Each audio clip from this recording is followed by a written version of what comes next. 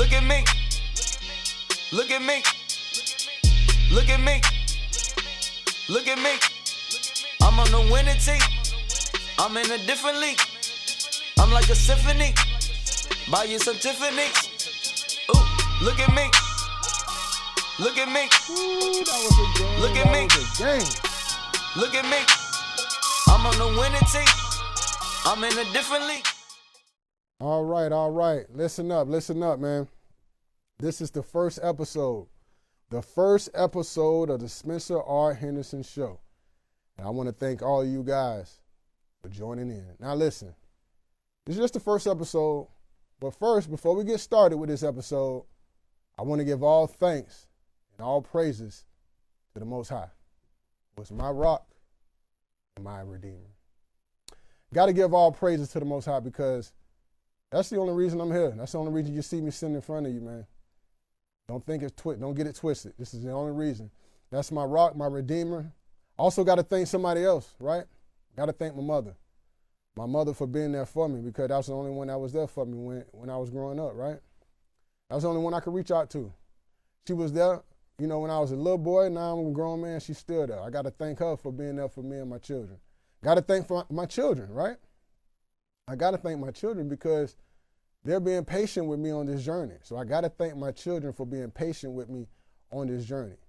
They know I'm doing it for them, and they know I'm doing it for their well-being.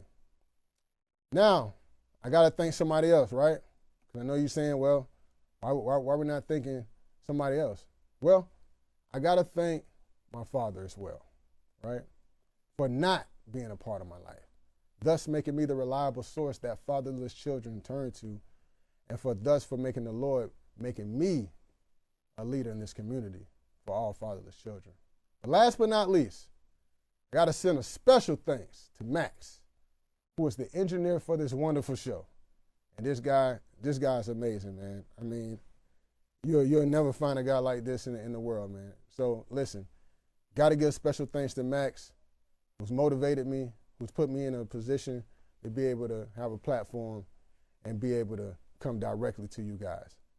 And special thanks to the haters who can motivate me more than I can ever motivate myself. I promise you, man, y'all keep it up because at the end of the day, I can't get out of my bed until you guys start to hate. So thank you guys for everything that y'all have done, for everything that you guys are going to continue to do as I continue to move up and continue to be prosperous. Now, with that being said, let's get into this first episode. I think y'all waiting to get into this first episode. So welcome to the Spencer R. Henderson Show. Yes, we're live. We're live on Facebook. So come on in. Everybody come on in. We're going to start this show up, and I hope you guys really enjoy the show because this is going to be epic. This is legendary, man. So we start off the show with some NBA basketball, right? Where my Orlando Magic are climbing in the Eastern Conference. I know y'all was mad when y'all saw the Orlando Magic up there in the top 4 seeds, right? Now, this is a team in Central Florida that's doing their thing. You got one of the best players in the league. Now, for those who don't know, the NBA season has begun. And my Orlando Magic are back. This ain't no Shaquille O'Neal. This ain't no Penny Hardaway. This ain't no Dwight Howard, no Grant Hill, right? But we're back. Yeah, I said it. We're back. We're back, and we're led by one of the best players in the NBA. And he's climbing those rankings. He will be probably the best player in the NBA.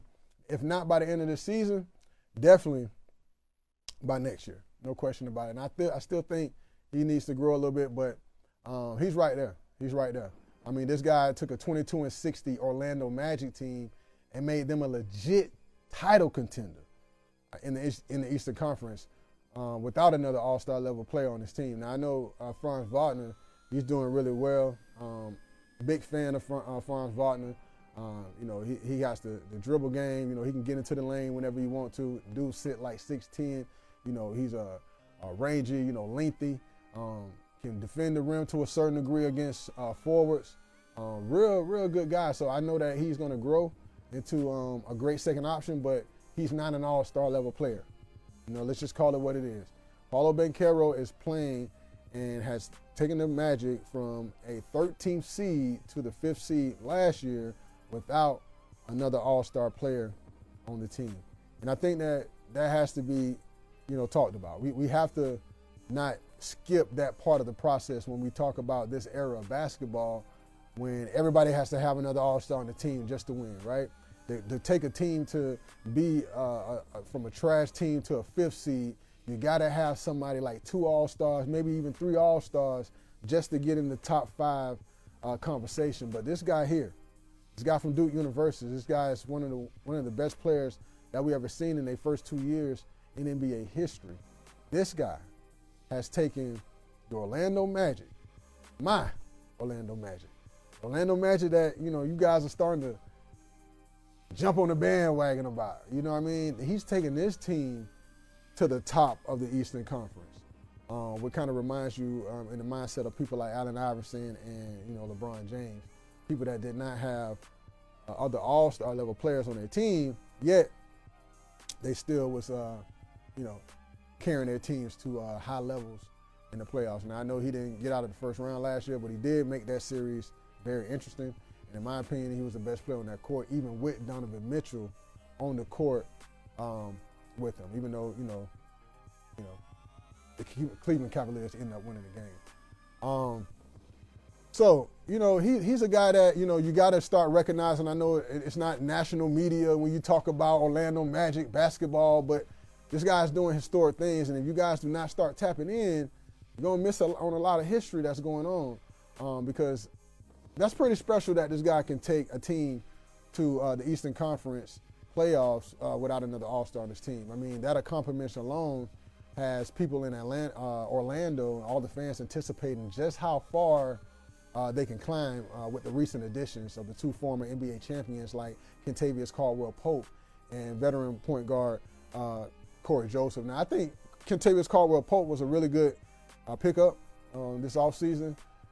It told me 2 things. It told me that they really believe in Paolo Banchero, and they feel like they have to build around Paolo Banchero to make him more like, their Jokic, how the Denver had Jokic, and then they had Kentavious Caldwell-Pope as a role player. That's kind of like how he's playing in Orlando, because we all know who the top dog in Orlando is, and then he's playing off of him, and he's actually providing that veteran leadership that he provided Denver after he won a championship with the Los Angeles Lakers. So I think that's really good that they're getting a player that's, still a starter veteran guy, and he has that experience of a championship player that has played in roles that was needed in order to win championships, because honestly, I don't believe Denver wins that championship without Kentavious Caldwell-Pope, and I don't think the Lakers win that championship without Kentavious Caldwell-Pope, because he's a get up into your shirt type of guy. He can defend.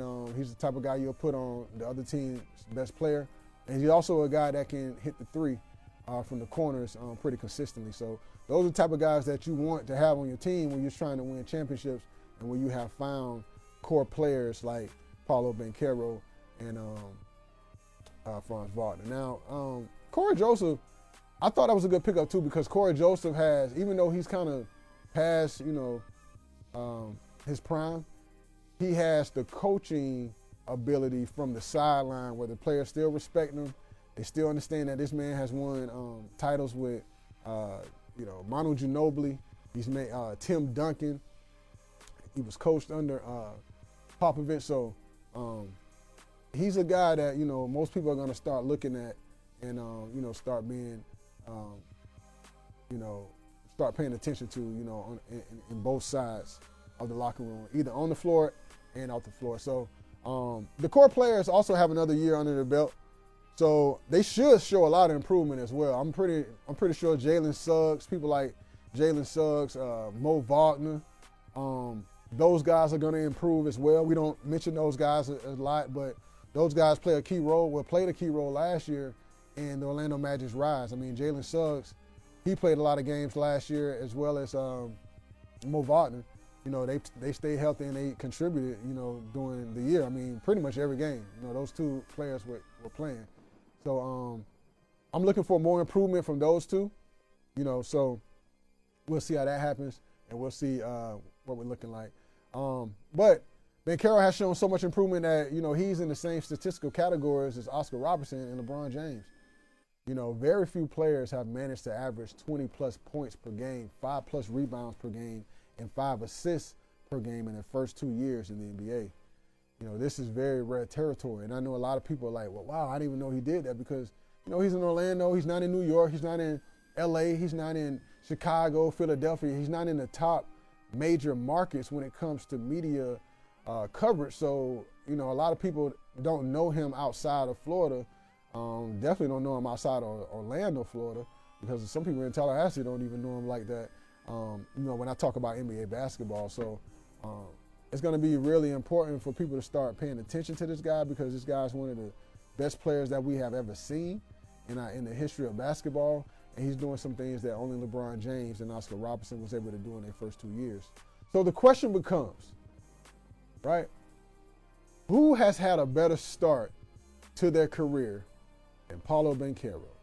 And I know it's a lot of guys in the NBA that, you probably say, oh, well, he's better than Paolo Banchero, or he's on another level, he's on one championships or whatever, but specifically talking about in their first 2 years, we look at what these players were able to do, and we're comparing them to Paolo Banchero.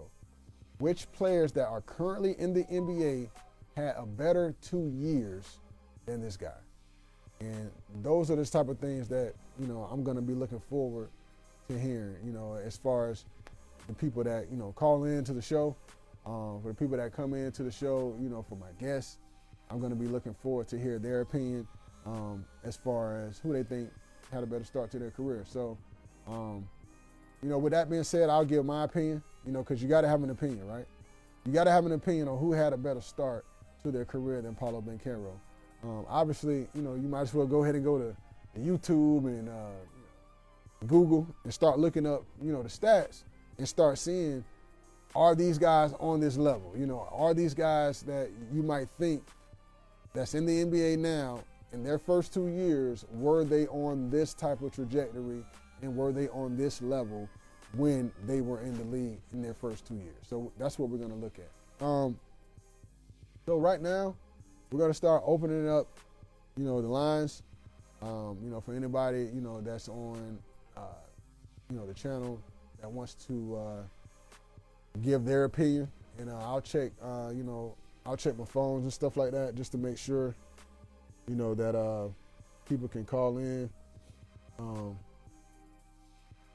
But yeah, we want to make sure that everybody, knows that we're talking about NBA basketball, and obviously we're talking about, the specific comparison in the first 2 years of Paolo Banchero and the current NBA players, not players that have retired like, Wilt Chamberlain and Michael Jordan and all that.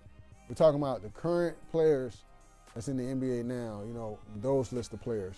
And we're talking about, players that we're mentioning. So yeah. So again, I'm going to go ahead and start off by saying, mentioning a couple players that, because I don't want y'all to think that I'm biased, be like, oh yeah, he think Paolo Banchero just, But I really do believe that the only argument that you can really have in their first 2 years currently, I think about Embiid, I'm like, well, I know Embiid was kind of hurt his first 2 years. And let's go ahead and qualify it, right? So if anybody was hurt in their first 2 years, like if they missed more than like, let's say 10 games, because Paolo Banchero didn't miss 10 games in his first 2 years, let's go ahead and throw them out the door. You know what I'm saying? So people like Joel Embiid, you go ahead and throw him out the door. People like Ben Simmons, you go ahead and throw him out the door.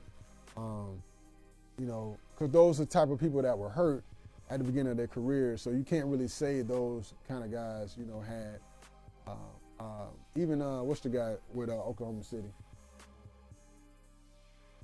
Chet, even Chet Holmgren.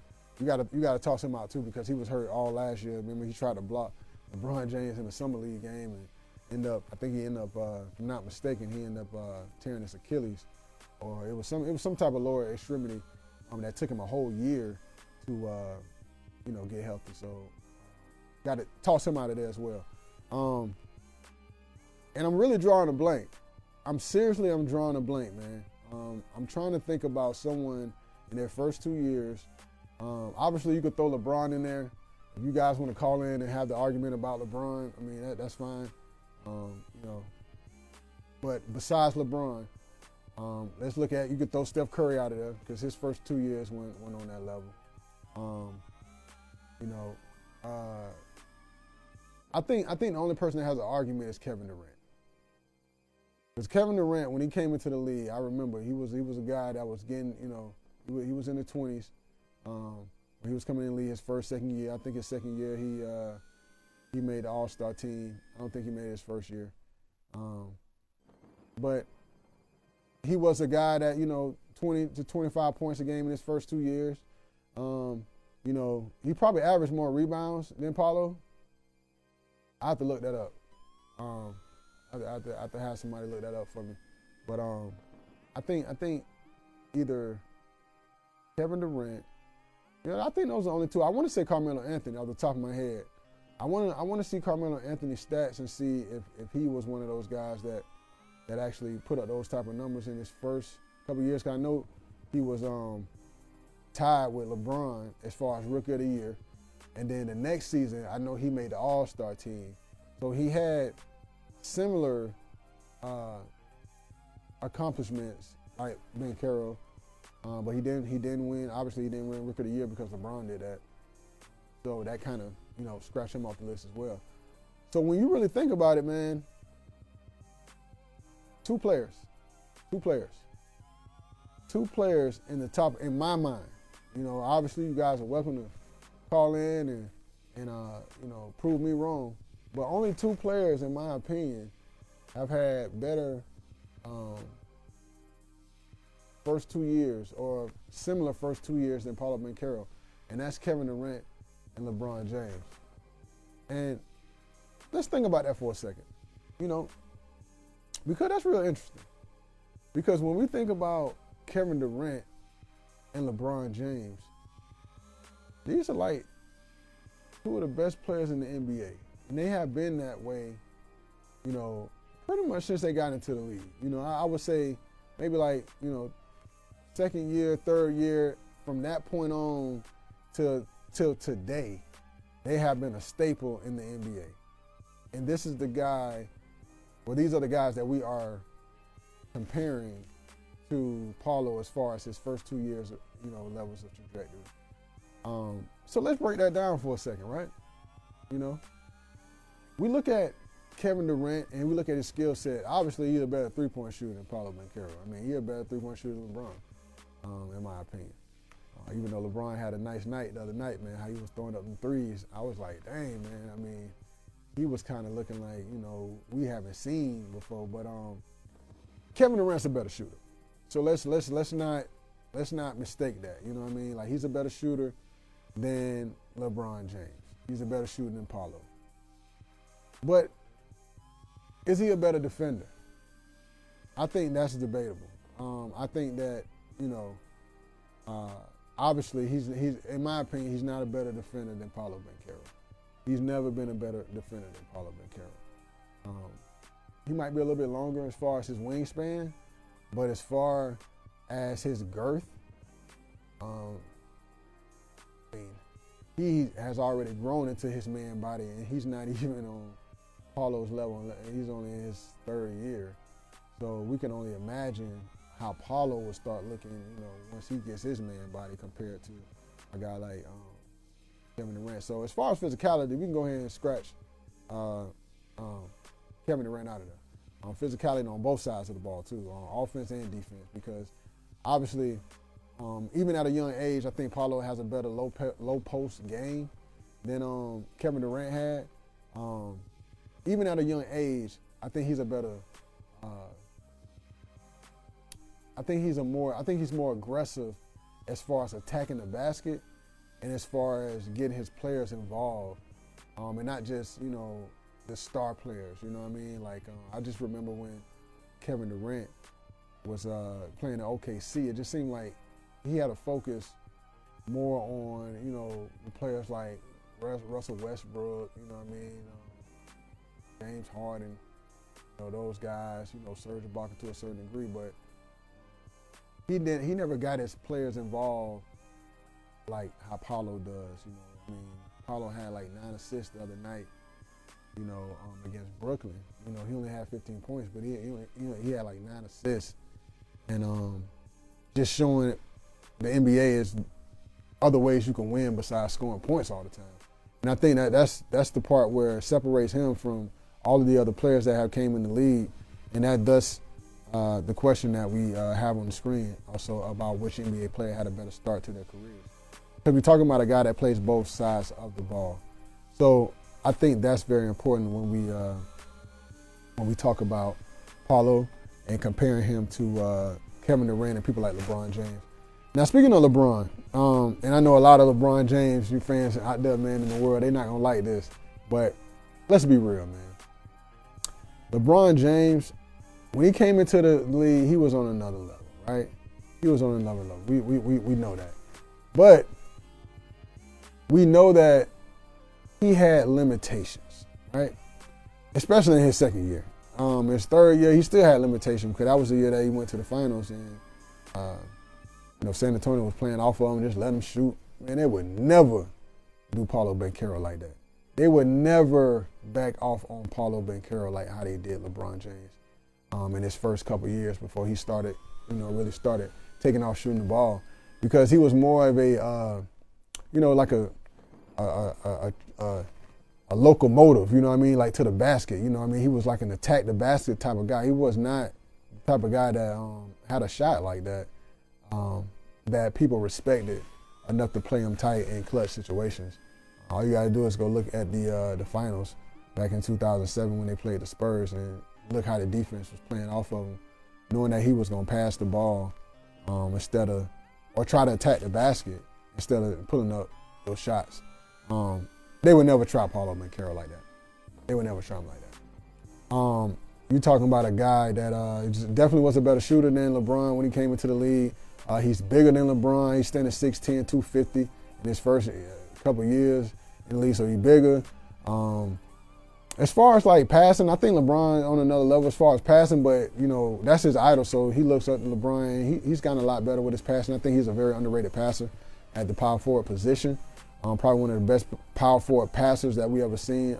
Most definitely one of the best power forward passers that we ever seen in NBA history. But definitely not a better passer than LeBron. But he was a better shooter than LeBron when he first came into the league.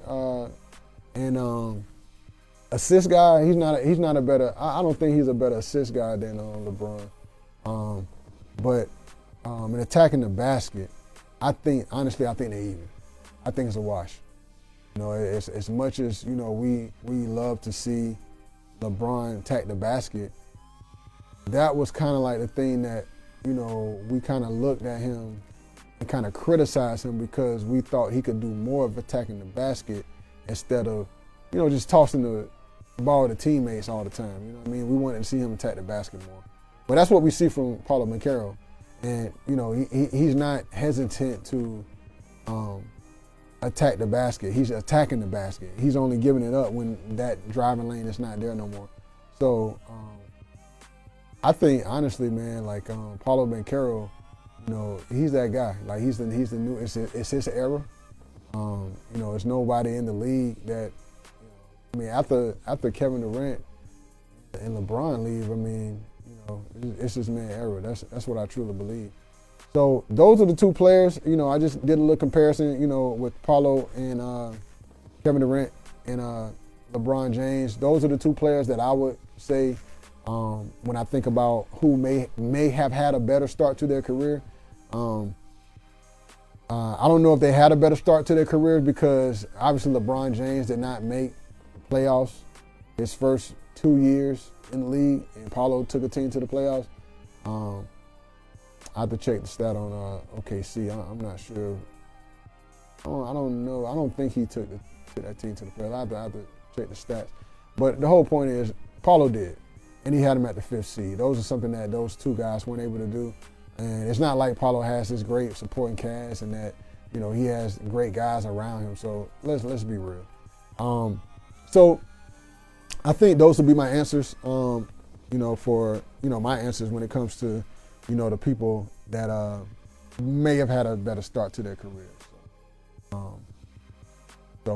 Any for the people that, you know, wanted to call in, just to let you know, we're going to go ahead and move subjects. And we're going to stay in the NBA, but we're going to move subjects. So we're staying in the NBA here, and we are going to talk about some really good stuff. And I know you guys want to talk about this, right? We're going to talk about LeBron James and his son, Bronny, right? Because Bronny is on another level, and I think that people are not giving him his credit just because he's LeBron James, his son.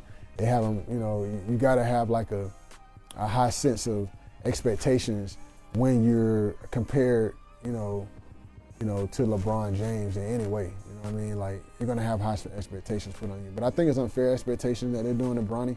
I think it's kind of messed up how they're allowing, you know, the media to, you know, not allow this man to grow. You know, any other player we're allowed to grow. You know what I mean? But this guy, we're not allowing him to grow.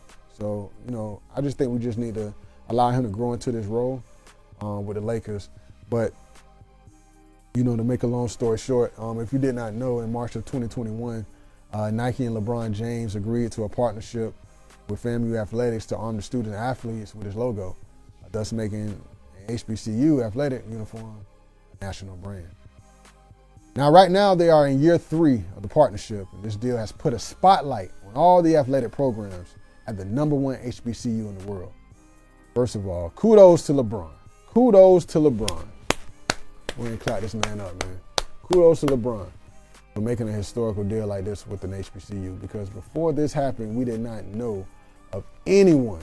We didn't even know it was possible that you can even give back to an HBCU like that and have your brand on an HBCU until LeBron was able to do that. This is one of the things that always kind of moved me into the GOAT conversation when it came to him and Michael Jordan. You know, when it came to an argument between him and Michael Jordan, this was the thing that kind of made me, what influenced me to think about him in a different light. Not just in a basketball light, but just in a humanitarian light.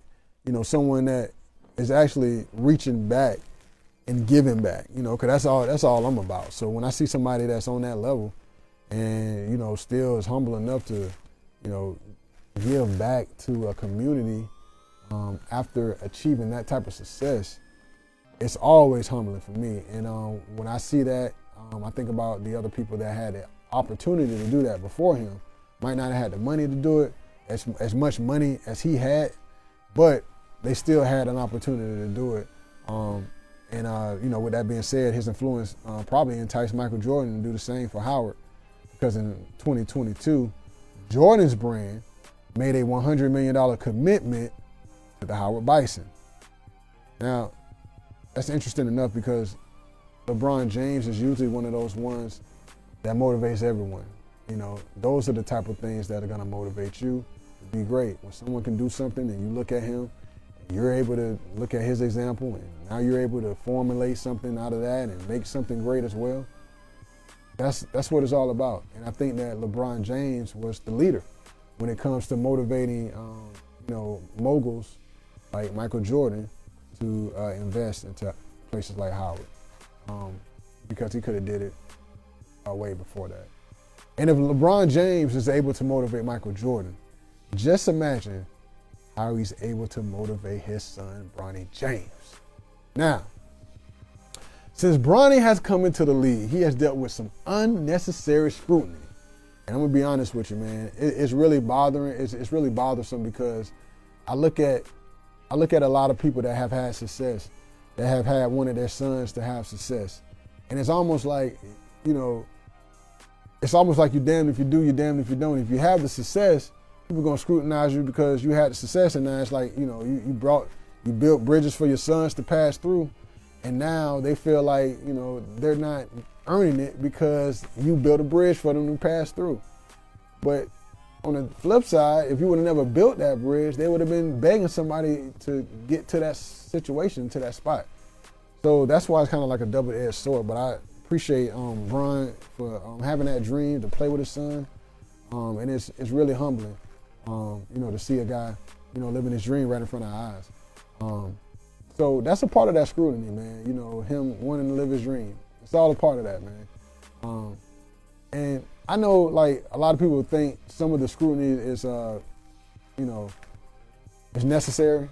But honestly, to me, this is more about NBA history. This is more about NBA history. So we got to think about it in those ways. And not only because he's the son of the league's all-time leading scorer, he's also this, in the second largest media market in the country. I mean, he has dealt with scrutiny professionally, but it's still very early in the season.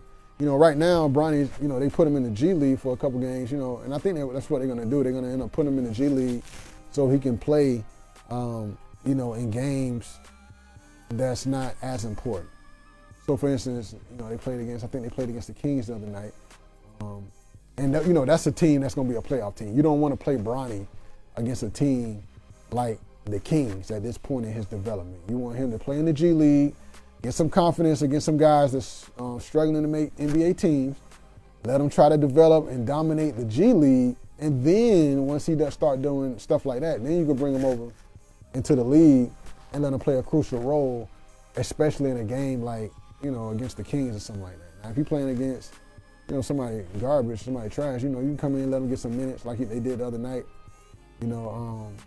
against the Minnesota Timberwolves. Now, I know most people don't think the Timberwolves are going to be, most people think the Timberwolves are going to be good this year. I don't think they're going to be that great this year. I think losing Karl-Anthony Towns was a huge mistake by the Timberwolves organization to let him go while they're trying to develop Anthony Edwards. But, hey, that's what they decided to do. So that's what they're going to do. But Bronny, he's going to play in games like that. He's going to play in games where it's not, a lot of competition, to say the least. And that's what he needs at this point, especially playing in a market like L.A., where, the lights are on him, man. They wanted to know if he even played in the game the other day. It was like, did Bronny play? Did Bronny play? So instead of even worrying about the narrow victory and the Lakers being 3-0 to start the season, they haven't been 3-0 for a long time to start the season, they're more worried about if Bronny played. So again, this is more about the interesting stuff that we're going to see, in days to come. So let's check out a couple of the comments on Facebook and Instagram, whatever social media platform. Let's see what we got on here. Okay. So I see, Amari Brown. Hey, man, Amari, man. Hey, man. Amari Brown, that's my man from back in fam, man. Amari Brown, we went way back together, man. A lot of cutting video, a lot of shooting and editing, you know what I'm saying? But Amari, man, go ahead and tap in, man. Let us know what your thoughts are on the NBA season. I know you were a Chicago Bull. I know you're a Chicago Bull fan, but you could chime in. You know what I mean? And we could talk about Bronny. I'm about to continue talking about him, but most definitely go ahead and chime in. But yeah, I see he says I see Ivory. What's up, Ivory? My classmate on there from Rickers High School, man. What's up, man? Hey, y'all tap in. Put you on live, man. You can ask your boy a question. You can go ahead and respond to some of the things that I'm saying. We can have a debate, however you want to do it. Y'all go ahead and tap in. But yeah, Amari, I see you saying he to go off the court. I don't even think that's even up for debate. If he's to go off the court. I see your comment on Facebook, and we agree. Off the court. I don't even think that's even up for debate anymore. So yeah, LeBron James, I mean, the things that he's done off the court, built schools. I mean, what he's done to fam. HBCU, the only school that has his logo out of all the schools in America. I mean, yeah, I can't deny the things that he has done off of the court. But let's go back to his son, because that's what we was talking about, because it's still very early in the season. And I think people got to pump their brakes when it comes to Bronny James, man. Let the man develop. Just let the man develop, And my thing is this. It's too early in the season to be, like, worried about the big games right now. You know what I mean? Like, we haven't even played 5 games yet, man. Most people not worried about, they don't even know the first 5 teams you're playing. Let Bronny James play. Let Bronny James play. Even if he doesn't play significant minutes, let him play, man. Let him play. Let him play in the games. I wanted him to start the last game. I think he should have started the first game of the regular season. And I feel like this season, needs to be more about his development, and him playing historical moments with his dad. But I think J.J. Redick, I think he's taking this a little bit too serious, man. Like, because you don't want to make it so much about winning a championship, because if it comes down to him winning a championship, he might not play the whole season. I mean, because you're going to want your other players to develop, when it comes to those moments and be ready for those moments. So I don't want the Lakers to kind of start thinking about, we're trying to win a championship, because you can't have your cake and eat it too. You're not going to be able to develop this man, and still try to compete for a championship, Let's look at the historical moments, him playing with his dad. Let's just make the season about that, man. Because if you're trying to have your cake and eat it too, it could be a disaster, and I think that could be very detrimental, for the young man and his development. So with that being said, I want to hear y'all opinion about why J.J. Redick decided not to start Bronny and take away one of the most historical moments the game never got a chance to see. And what I mean by that is, in the first game of the year, man, you're playing against the Timberwolves, without Cat. It's the first game of the year, man. Nobody's worried about what they're saying, about are y'all going to compete for a championship or if y'all could beat the Minnesota Timberwolves, man. The only thing people want to see is they want to see Bronny on the court with his dad in the starting lineup. They want to see him come out of the starting lineup, dap his dad, the little handshake that they do, dap his dad up, they do their little dance, that little jiggy, and then they come out in the lineup, they tap the ball up, Bronny James dribbles up the court with the ball, and he passes to his dad for the first pass of the game. That's what everybody wanted to see. Well, that's what I wanted to see. I might be speaking for everybody, but yeah. So I just want to make sure, that everybody know. So we're gonna keep it going forward. We're gonna talk about some of those moments that you guys might feel are proper moments for a guy like Bronny James to play in. I know, just talking to people on the streets, they felt like the moment was still good regardless if he wasn't called out in the starting lineup right by his dad and stuff like that. But my thing is this. If we're going to make history, we're going to make history, right? If we're going to do it, we're going to do it. You're not going to tell me that we're going to draft a guy because it's a historical moment and then take some of the historical moments away from me after you draft a guy.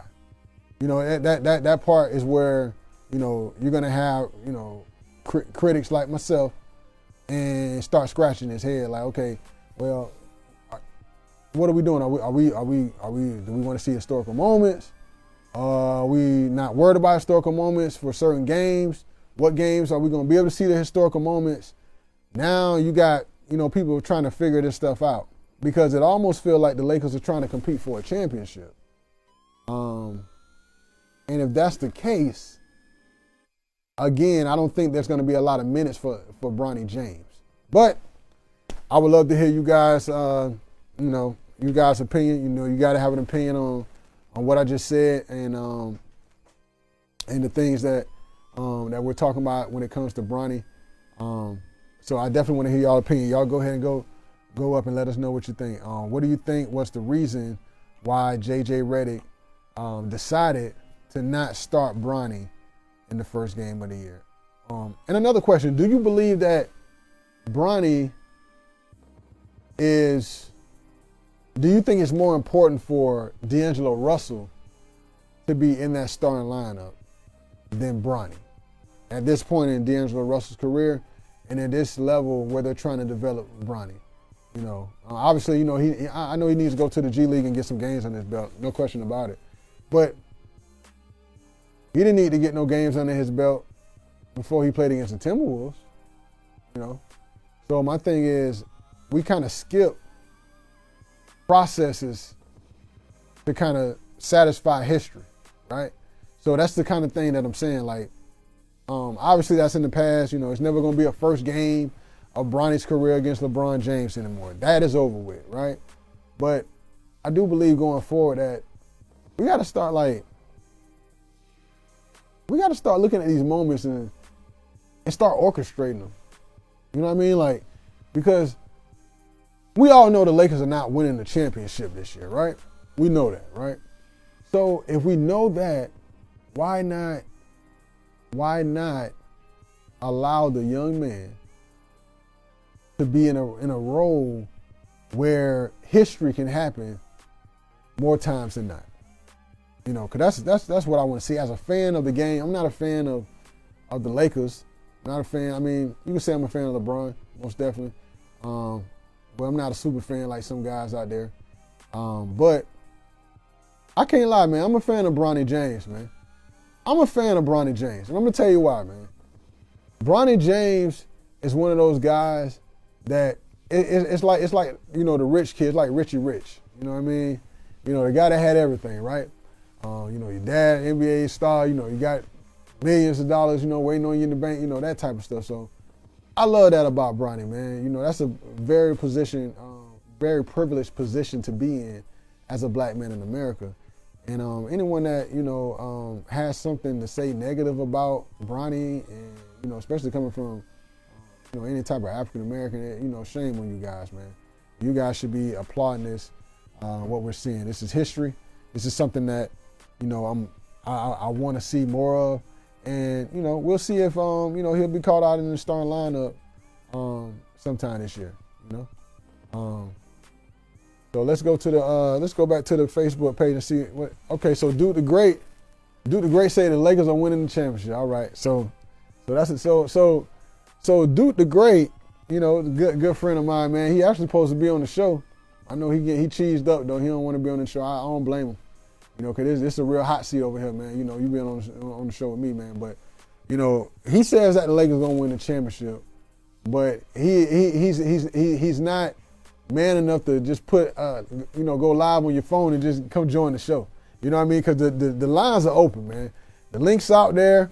You guys feel like the Lakers gonna win the championship. You guys can come in here and debate me and tell me why they gonna win the championship. You can tell me the teams that they gonna beat on the way to win the championship. We could put a light bet on it if that's how you feel. It's a lot of things that we could talk about when it comes to the Lakers. But the funny part about it is, if the Lakers gonna win the championship, so let's just take this statement for face value, right? Let's say that the Lakers are gonna win a championship, right? Let's say they're on their way to a championship. My question is, how many minutes does Bronny play on that way to a championship? That's my question. How many minutes do you have Bronny James playing on the way to a championship? Because in my mind, especially right now and this early in the season, he's not a consistent rotational player, like a Gabe Vincent, how he is on the roster, like a Max Christie on the Lakers roster. These are guys that they might not play every game of the season, but they are consistently rotational pieces on the roster. Pieces that will be, if they do win a championship from a boy Duke the Great, they will be a part of that championship as far as them playing minutes and playing a role on that team, to get to that level. So my question is, what Bronny minutes are going to be looking like this man? Now the first game, he played 2 minutes, I think it was like 2.5 minutes or something like that. That's not going to help him develop. He's going to have to play significant minutes if he's going to develop. So that's why I asked, what would be the minutes that J.J. Redick is going to allow him to play if the Lakers are going to win the championship. But that's just some LeBron superfan talk. Saying that the Lakers going to win the championship. Duke the Great say that every year. He said it last year, the year before that, the year before that, the year before that. You know what I'm saying? And then he was right in 2020 because they they had 5 months off before the playoffs started. So because of COVID. So it's all good, man. You know what I mean? We'll see where we go from there. So does Bronny have to do, like, in order for him to take over the starting point guard role? What does Bronny have to do, like? Because I'm not too sold on D'Angelo Russell like that, and I know y'all probably sold on D'Angelo Russell like that. But honestly, I would play Bronny over. You know what I mean? He's a better defender. I mean, obviously he can't shoot, but as well as Russell. But Russell had like a game in the playoffs where it was like 0 for 6, 0 for 7 or something like that. I mean, I know Bronny could do that, and he's a better defender than Russell. So now you got a perimeter defender, on the perimeter that's going to defend better than Russell. So I think he should have a shot at starters minutes. But I know a lot of people are probably going to say, nah, he shouldn't have a shot. But I think he should have a shot at starters minutes. So we'll see if J.J. Redick is going to give him a shot. I'm pretty sure like back in late on in the season, especially if they're doing well like they're doing now, because they're doing really well right now. We'll see where they end up, but we'll see. I think that he has a shot to take those starter minutes, though. I mean, they probably give him to Gabe Vincent before they give him to Bronny. If I'm being realistic and thinking about what I really think is gonna happen. But as a fan, I'm just talking about as a fan. I want to see LeBron in the starting lineup, tossing the alley-oop to LeBron. You know what I mean? And I want to see it played over and over like 30 million times. That's what I'm looking forward to seeing. You know what I mean? But we'll see. But so we're gonna move on. You know what I'm saying? Because obviously nobody wanted to debate me about Bronny, especially Duke the Great. He real scary when it comes to that. You know what I'm saying, on live TV. But I get it. You know what I'm saying? I understand it. But we're gonna move on. You know what I'm saying? From Bronny, we're gonna start talking about the NFL. Because in the NFL, everything has changed now. Right?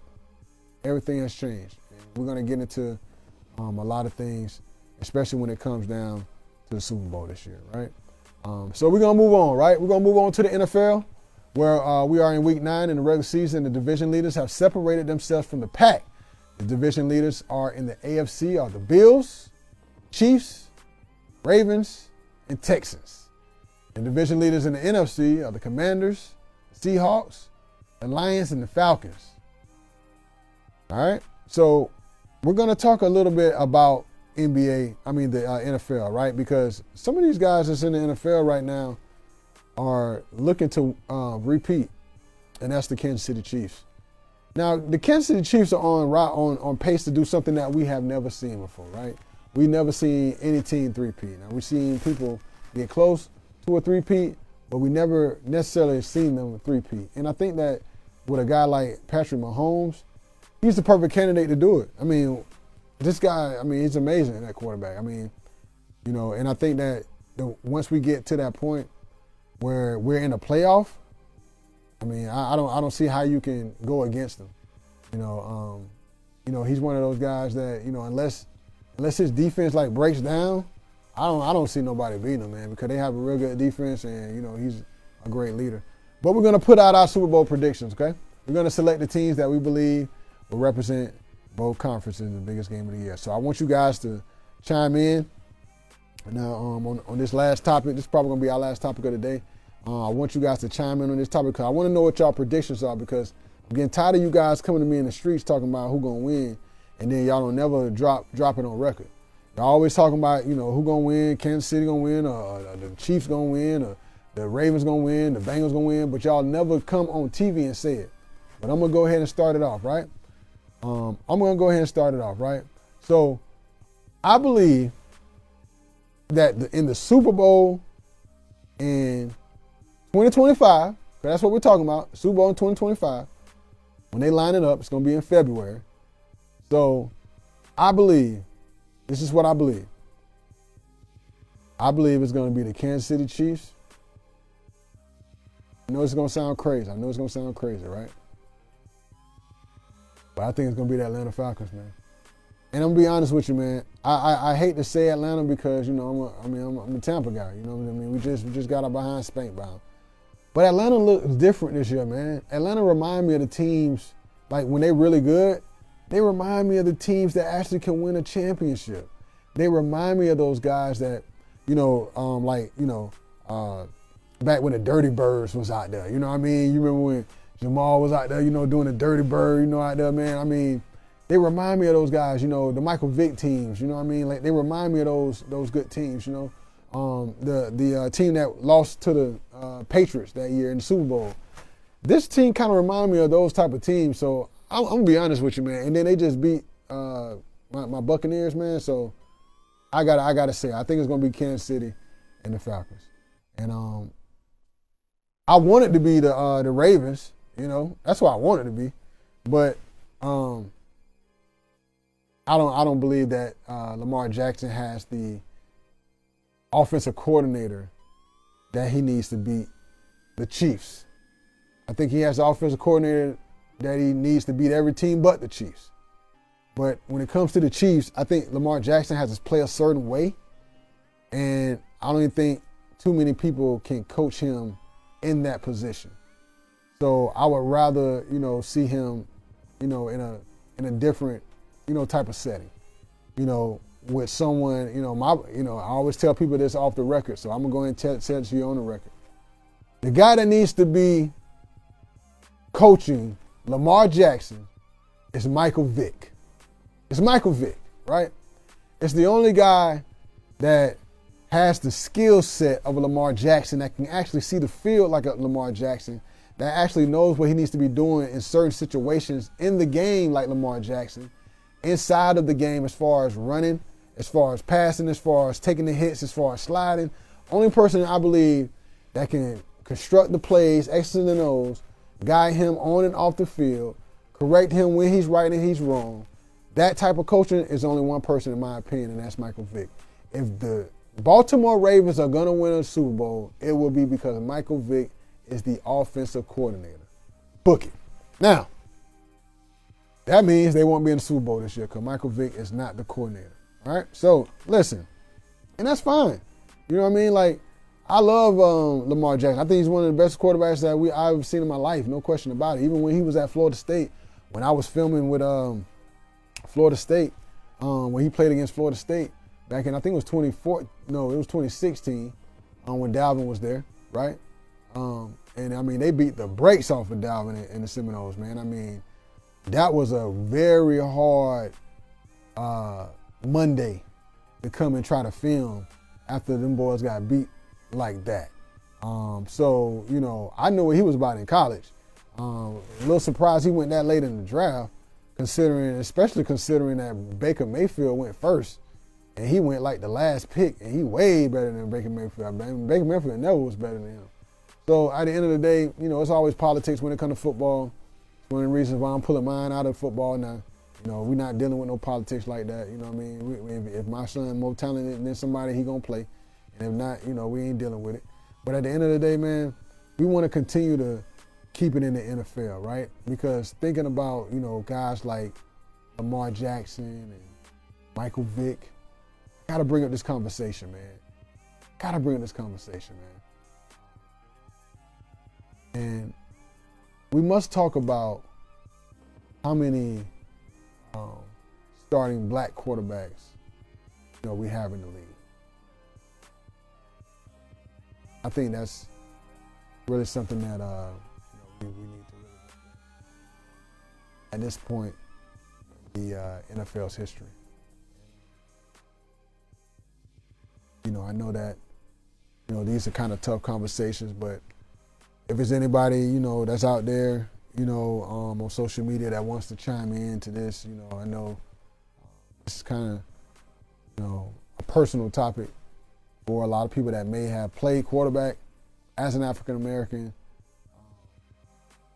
or aspired to play quarterback as an African American, like myself at one point, and a lot of people that, I grew up with, and just understanding that position was a position that it wasn't reserved for you, and the reasons why it wasn't reserved for you didn't have anything to do with your skill sets and your ability to play the game.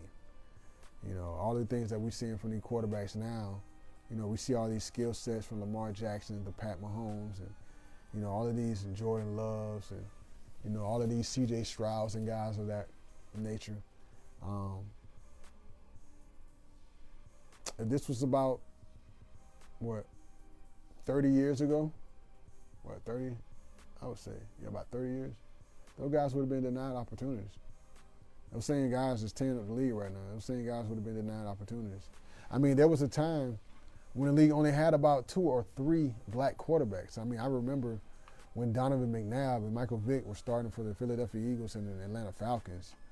But there hasn't been an influx of starting quarterbacks in league history. Right now you have C.J. Stroud for the Texans, Dak Prescott with the Dallas Cowboys, Lamar Jackson with the Ravens, Kyler Murray with the Arizona Cardinals, Tua Tagovailoa with the Miami Dolphins, Jalen Hurts with the Philadelphia Eagles, Deshaun Watson with the Cleveland Browns, Anthony Richardson with the Indianapolis Colts, Jordan Love with the Green Bay Packers, Geno Smith with the Seattle Seahawks, Caleb Williams with the Chicago Bears, Bryce Young with the Carolina Panthers, and obviously Patrick Mahomes with the Kansas City Chiefs. Jaden Daniels with the Washington Commanders, the rookie. Jacoby Brissett with the New England Patriots, although he just got benched for Drake May. But the whole point is, there was never a time where I could count off a list of black quarterbacks, starting quarterbacks, in the league like that. There was never a time like that where I can go live on a platform and just list those guys like that. That's huge. That's huge, man. Because now we have it's almost like half of the league, starting quarterbacks are black. I mean, this is unbelievable, man. This is unbelievable. Unbelievable, development in 2024 and going forward. I know a lot of people that was born, after that, it doesn't really strike them. But my question is, why are NFL owners starting to believe in the transition for the traditional drop-back passers to dual threat quarterbacks? I mean, they're paying dual threat quarterbacks. And this transition that we're seeing, do you think that this is here to stay, or do you see football going back to traditional quarterbacks? That's the question that I have. Because if we're going forward with this, and we're saying that from this point on, we're going to have traditional quarterbacks are going to be on the outskirts, and we're going to start recruiting dual threat quarterbacks to play in the NFL from this point on. I mean, it almost seems like at some point it's just going to be dual threat quarterbacks, and the traditional quarterbacks are going to be extinct, meaning that if you cannot drop back and pass and you cannot scramble, you're not going to be a starter in the NFL. That's not saying that if you're not black, you're not going to be a starter in the NFL. But if you can't scramble, you're not going to be a starter. Even Josh Allen, he can scramble. He's not black, but he should start, right? So if you don't have that ability to get out of the pocket and get 6-7 yards on a first down to make it 2nd and 3 or 2nd and 4 or whatever the case may be, then obviously you're going to be in trouble. Now, I see a Facebook comment that says, Detroit and KC is going to, win it, or going to be in the Super Bowl. And honestly, man, I'm going to be honest with you, Jesse. I like that pick.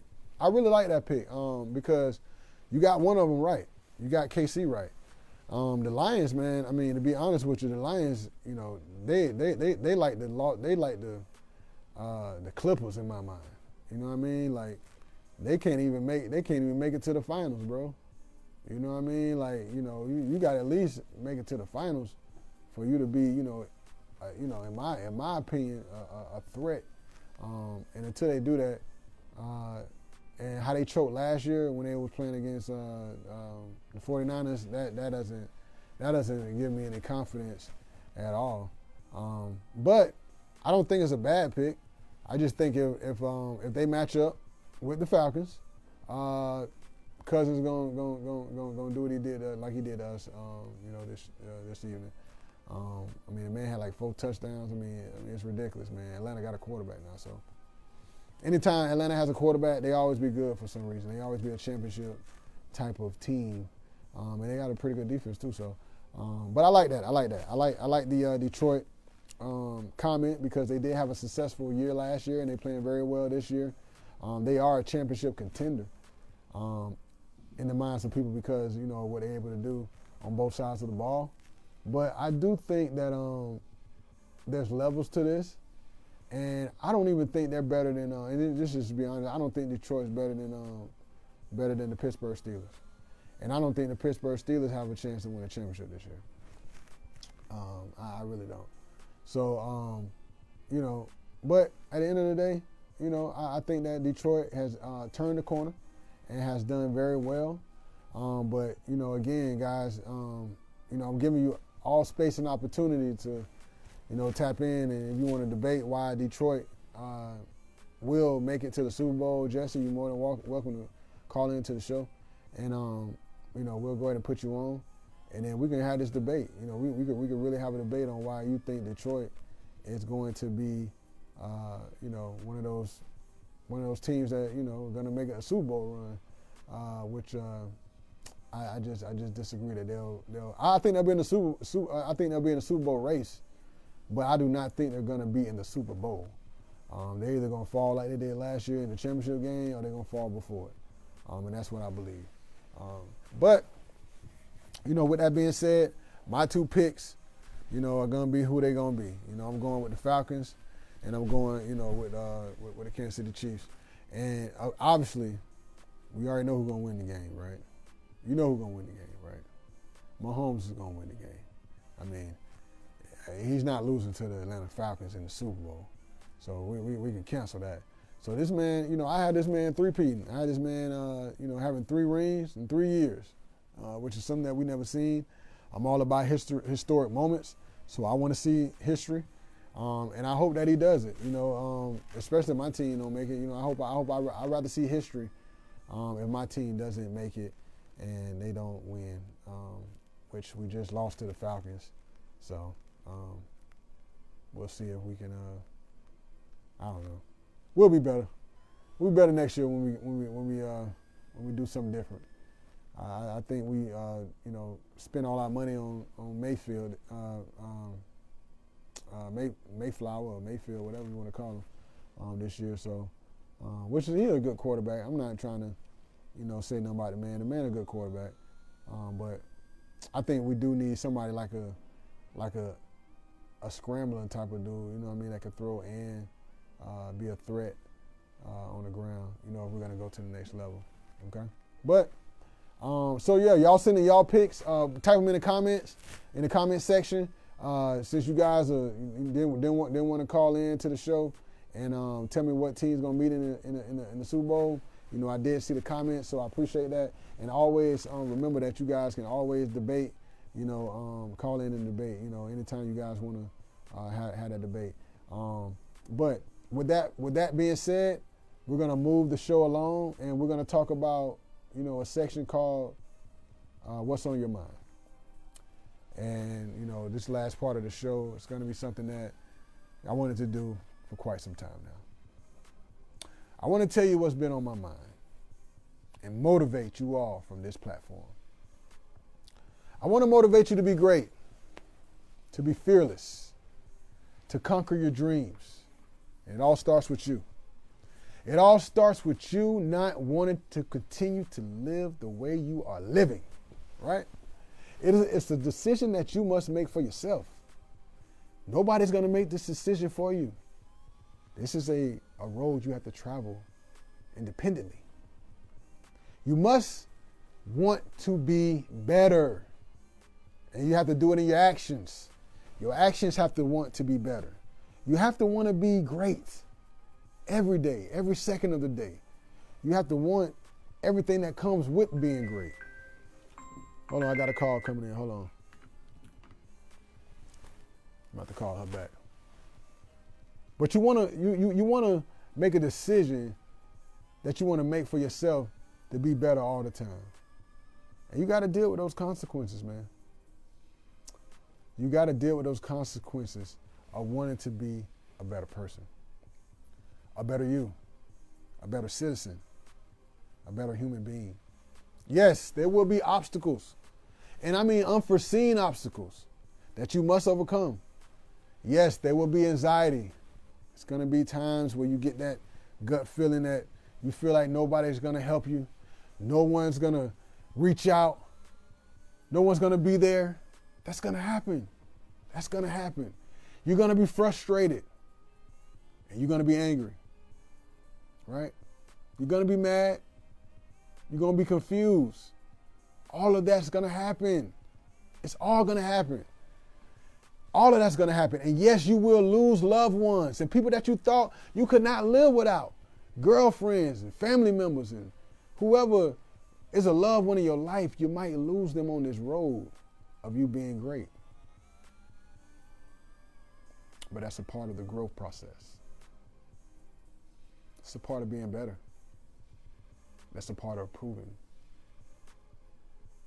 That's a part of growth. But never lose sight of what you said you wanted to do with your life. Never lose sight of that. That's what's going to hold you. Never give up on the things that will make you prosper in time. And always work hard and never settle for less than you deserve. And if you feel like you are supposed to be somewhere in life, go for it.